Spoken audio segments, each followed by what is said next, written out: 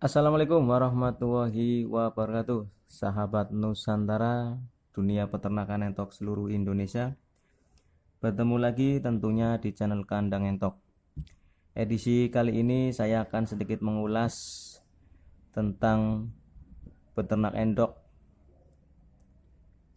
sistem pembibitan, yang mana banyak dari teman-teman yang selalu mempertanyakan berapa jumlah pakannya, apa tidak boros dan lain-lain. Tentunya video ini saya sengaja akan mengulas, bahkan akan memberikan salah satu kelebihan dari sistem indukan ini, yang mana dalam usaha entok sistem pembibitan kita akan sedikit mengeluarkan biaya pakan.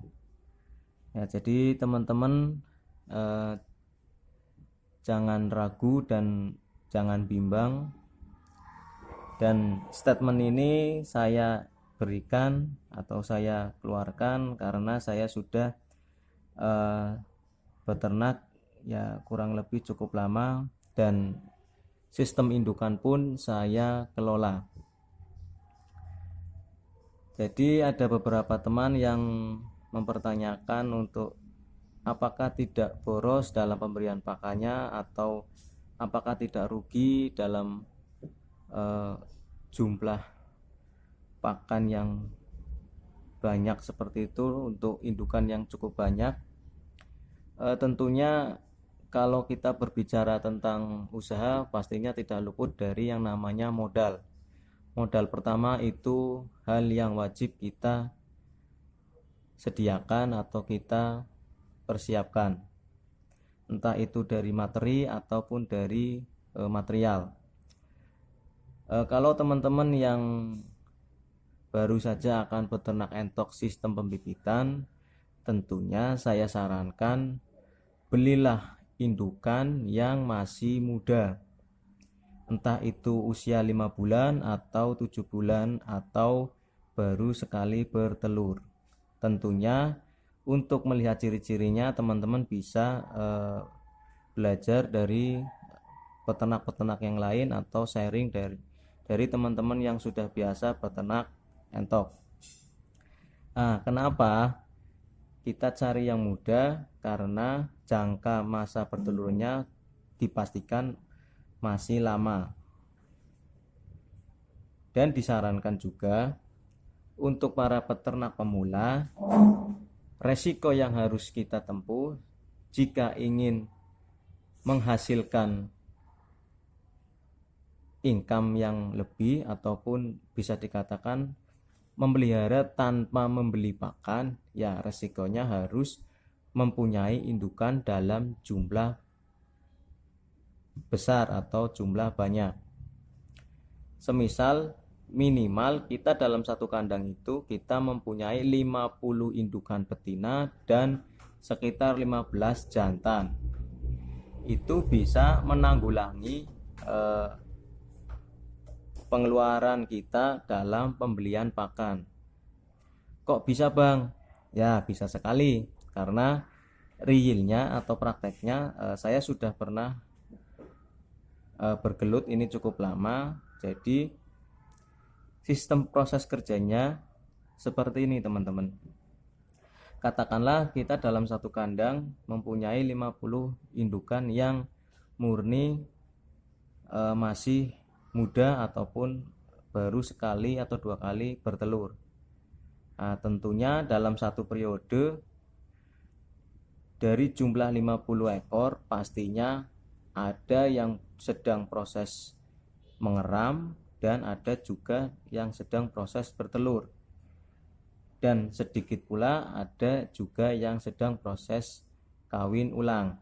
Nah, disinilah nanti perputaran yang akan teman-teman rasakan, bahwa dalam proses pemeliharaan entok sistem indukan, sedikit yang dihasilkan dari indukan bisa untuk membeli pakan untuk memberikan pakan pada entok tersebut. Nah, semisal dari 50 ekor ada 15 yang sedang mengerami, dan ada juga 15 yang sedang proses bertelur. Nah, dalam 15 ekor tersebut, katakanlah dalam satu indukan itu bertelur sebanyak 15 butir, dan itu bisa menetas sempurna. Teman-teman bisa hitung sendiri, 15 kali 15 indukan. Kita sudah mempunyai beberapa anakan entok atau meri yang bisa kita jual, dan kita kalkulasi berapa persen untuk pembelian pakan dan berapa persen masuk uang keuntungan kita.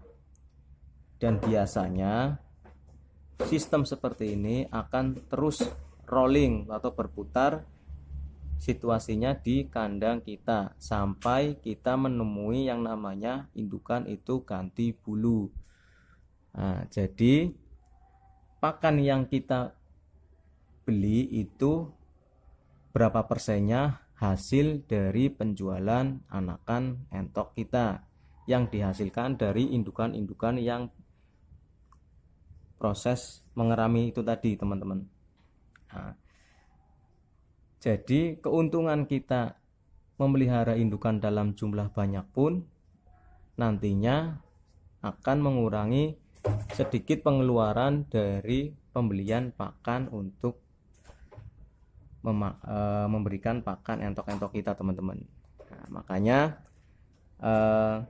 semakin banyak ya keuntungannya juga akan semakin lumayan, teman-teman. Sedangkan kalkulasi pembelian pakan pun atau harga pakan pun itu harganya biasanya naik turun, nggak selalu mahal, nggak selalu murah. Jadi di mana harga murah, disitulah kita membeli pakan dalam jumlah banyak untuk stok minimal beberapa bulan untuk mengurangi biaya pakan, teman-teman. Makanya saya pribadi sedikit lebih suka untuk melihara indukan ketimbang pembesaran. Tapi tidak menuntut kemungkinan saya juga melakukan proses pembesaran, karena di sisi lain regenerasi di kandang juga kita perlukan untuk mengganti indukan-indukan yang sudah tidak produktif. Makanya sistem keduanya saling berkaitan, saling berhubungan antara pembibitan maupun penggemukan atau pembesaran. Ya, di sisi lain keuntungannya kita pastinya akan tahu hasil anakan yang kita besarkan itu dengan seleksi yang kita terapkan. Nantinya kita akan tahu indukan-indukan mana yang nantinya akan menggantikan indukan yang sudah tidak produktif. Ya, tentunya poin penekanan di sini yaitu semakin banyak indukan yang kita pelihara, semakin sedikit pula biaya pakan yang kita keluarkan, karena biaya pakan bisa kita ambil dari penjualan anakan-anakan meri tentunya. Dan di sisi lain juga kita bisa mengurangi biaya pembelian bibit apabila terjadi regenerasi pada indukan-indukan kita kelak, ya. Seperti itulah gambarannya kemungkinan untuk proses pembibitan. Dan beberapa dari teman-teman yang menanyakan pastinya membutuhkan biaya besar untuk pembelian pakan untuk beternak indukan sebanyak itu. Tentunya awal mula pasti kita membutuhkan biaya yang besar karena kita perlu biaya untuk membeli indukan dan segalanya. Tetapi kalau sudah berjalan, dari hasil penjualan anakan entok itu setidaknya ada 30% yang masuk ke kantong kita. Jadi sedikit atau banyak yang dihasilkan dari usaha kita, minimal kitalah bos yang ada di peternakan kita sendiri. Makanya semua usaha pasti ada untung dan ruginya, tergantung kegigihan kita, ketekunan kita, dan ketelatenan serta ketelitian. Nah, begitu saja penjelasan dari saya. Terima kasih. Wassalamualaikum warahmatullahi wabarakatuh. Salam ternak, salam ngos-ngos.